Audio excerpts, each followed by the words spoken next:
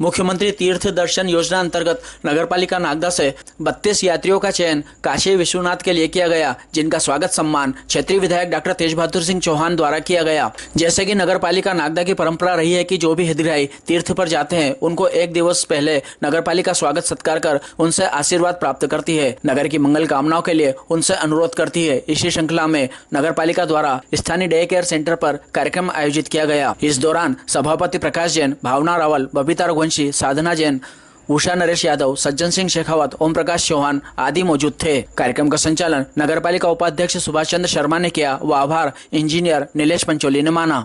आप सबकी ताकत है, इसलिए ये तीर्थ दर्शन योजना चल रही है। अगर आप हमारे डॉक्टर साहब को आशीर्वाद देकर मध्य प्रदेश में हमारा प्रतिनिधित्व करने के लिए नहीं भेजते, मध्य प्रदेश में माननीय मोहन यादव जी की सरकार नहीं बनती, तो मुझे लगता है ये तीर्थ दर्शन योजना संभव नहीं होती। देश की सरकार की सारी योजनाएं बंद कर देती, इसलिए भारतीय जनता पार्टी सरकार ऐसी है जो चाहे तीर्थ दर्शन यात्रा हो, जितनी योजनाएं, चाहे आवास योजना हो, लाडली बहना योजना हो, ये सारी योजनाएं भारतीय जनता पार्टी की सरकार में चलती हैं। हम अपने पैसे से यदि जाएंगे तो भी इतनी अच्छी तरह की व्यवस्था से हम जा नहीं सकते, इसलिए आप सब लोग उस यात्रा में जाना, आपकी यात्रा सफल हो। काशी विश्वनाथ के बारे में कहते हैं कि ये बाबा भोलेनाथ की, भगवान की जो विश्राम स्थली है, भगवान भोलेनाथ हमेशा से वहाँ पर कैलाश में इस समय विश्राम करते थे, इसलिए काशी विश्वनाथ का हमेशा पार्वती के संग वहाँ पर रहे। काशी विश्वनाथ के बारे में यह भी थी कि है, हम भी बहुत पुराना जो आजकल प्रदीप विषय वगैरह पहुँचते हैं, उसके अंदर हम सुनने को आता है कि काशी विश्वनाथ में जिसकी भी मृत्यु होती है वो सीधा कैलाश धाम को जाता है। और बताते हैं कि काशी विश्वनाथ में मृत्यु होने वाले का प्रत्येक का उसमें भगवान कैसा मान्यता है कि भगवान उसके कान में मंत्र फूटते हैं, उसका कान भी हमेशा टेढ़ा होता है जिसमें काशी की मृत्यु होती है। इसलिए बहुत सारे लोग अपने अंतिम समय में वहाँ पर जाके निवास करते हैं। एक परिवार में ये तीर्थ जाना एक सपने के समान ही होता है। बच्चे चाहते हैं माता पिता को तीर्थ करवाना, लेकिन थोड़ा मुश्किल होता है। माता पिता भी जाना चाहते हैं, लेकिन वो भी ये सोचते हैं कि हमारे बच्चे कैसे करवाएंगे। लेकिन मैं धन्यवाद देना चाहती हूँ हमारे मुख्यमंत्री जी को, जो कि वो श्रवण कुमार की तरह बने और पूरे मध्य प्रदेश में लाखों तीर्थ यात्री आप सबको जाने का अवसर मिला।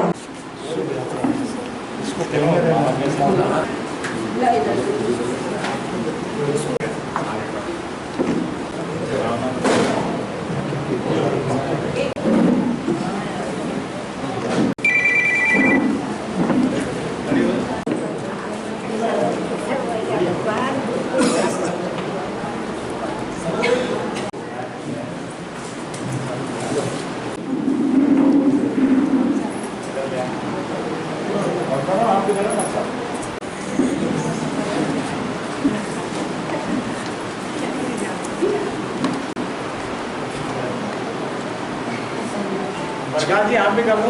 हाँ,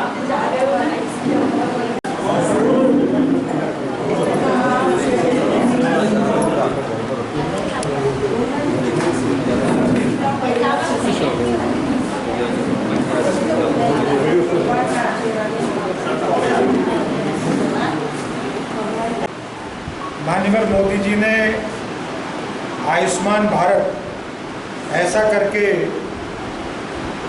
देश में एक योजना प्रारंभ की और उसके अंतर्गत 5 लाख रुपए तक का इलाज हम एक वर्ष में सरकार से प्राप्त कर सकते हैं।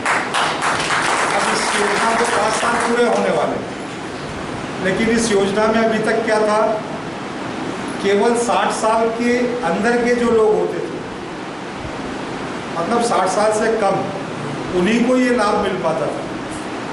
कई लोगों ने मान लो 58 साल की उम्र में बना उनका आयुष्मान कार्ड, या 55 साल की में बना, 57 साल की में बना।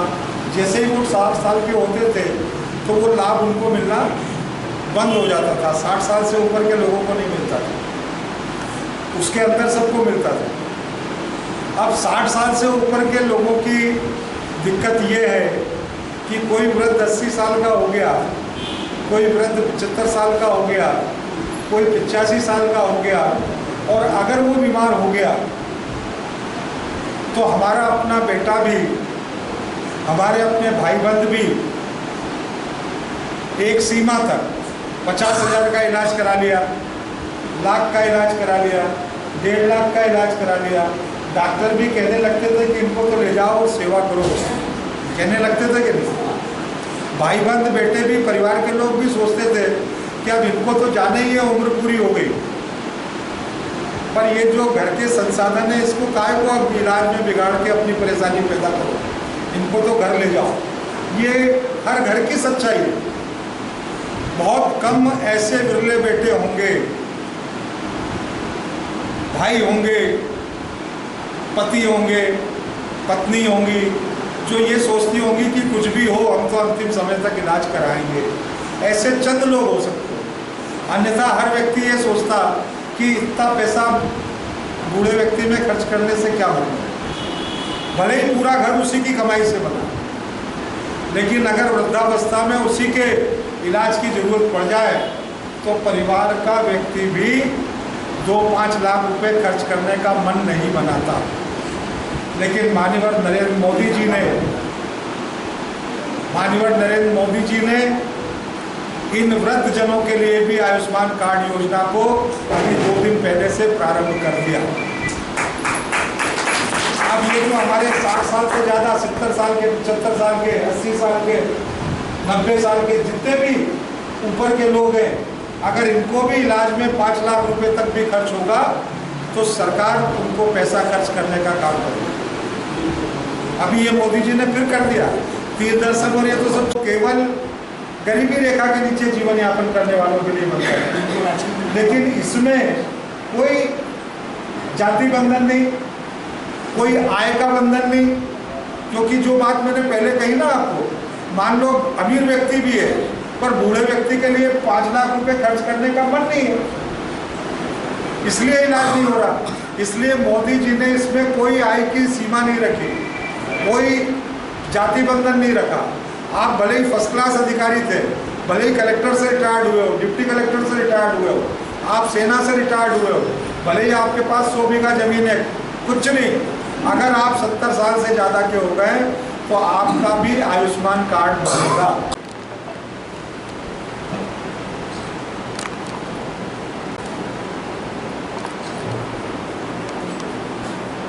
रुको यार।